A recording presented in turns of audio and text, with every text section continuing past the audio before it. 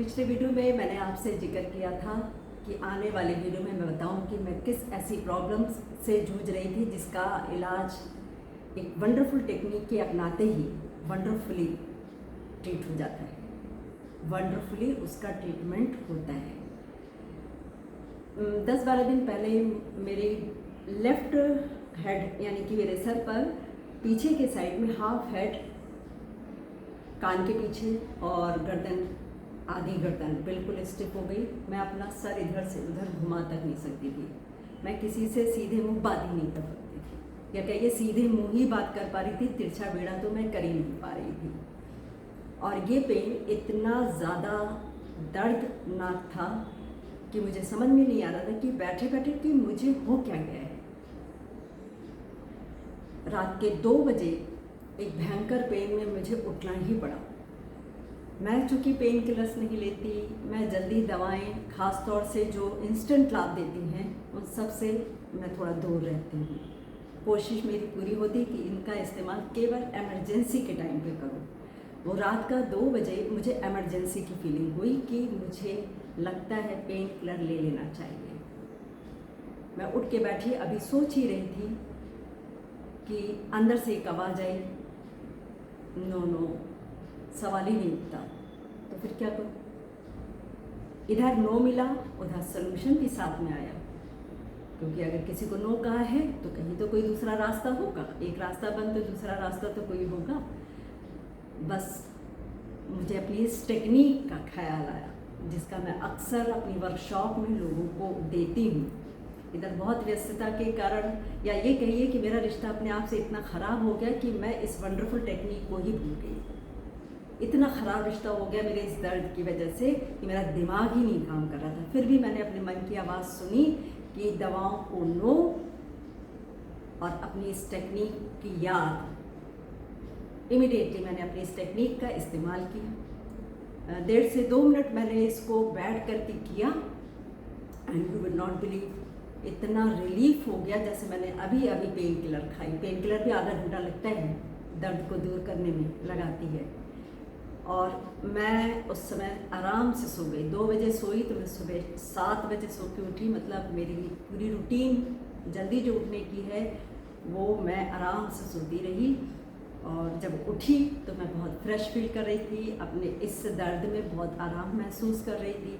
उसके बाद फिर दिन में एक बार फिर से मैंने इस थेरेपी का इस्तेमाल किया, और आप बिलीव नहीं करेंगे, अगले दिन 4-5 बजे शाम तक मैं वापस हेल्दी अलका बन गई।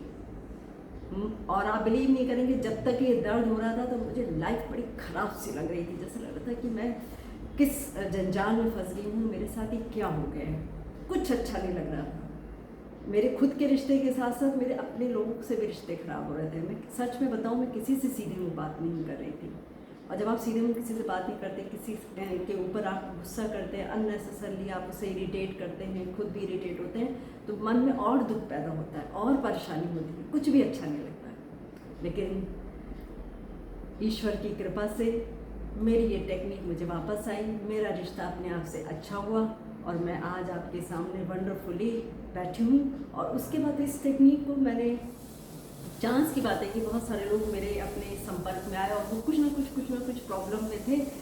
मैंने उन्हें तुरंत बांटना शुरू कर दिया। जिनको मैंने ये टेक्निक दी, 4-5 लोग थे, घर में भी 1-8 लोग थे, और उन्होंने उसको किया एक ही सिटिंग में। वंडरफुल रिजल्ट, किसी का 2 दिन में, किसी का 3 दिन में, मेरा खुद का इमीडिएट रिजल्ट। एकदम पेन किलर का काम उसने किया, पेन किलर से भी ज़्यादा फास्ट काम किया। आने वाली वर्कशॉप में मैं, जो वर्कशॉप है हमारी जिसका टॉपिक है रिश्ते और स्वास्थ्य, रिश्ते, बाहरी रिश्ते और खुद के साथ रिश्ते, यही 2 रिश्ते ज़िंदगी भर हम कैरी करते हैं। बाहरी रिश्तों का भी जिक्र मैंने किया है, और ये आज मैंने जिक्र किया है खुद के साथ रिश्ता। और ये खुद के साथ जो रिश्ता होता है ये सबसे खास रिश्ता होता है। ये जो शख्स खुद आप होते हैं ये सबसे खास होते हैं, और हम इस खास रिश्ते को, इस मेन रिश्ते को, इस स्पेशल रिश्ते को आम बना देते हैं। मेरा रिश्ता जब अपने आप से ख़राब हुआ तो मैं अपनी इस टेक्निक को भी भूल गई जो हाथ में मेरे थी। लेकिन रिश्ता कहीं ना कहीं कुछ कुछ अच्छा भी था, इसलिए मन की आवाज़ सुनाई दी और तुरंत इस टेक्निक को इस्तेमाल किया और वंडरफुली रिजल्ट देखा। आने वाले दिनों में मैं अपनी वर्कशॉप में कुछ ऐसी ही टेक्निक्स आपके साथ शेयर करूंगी।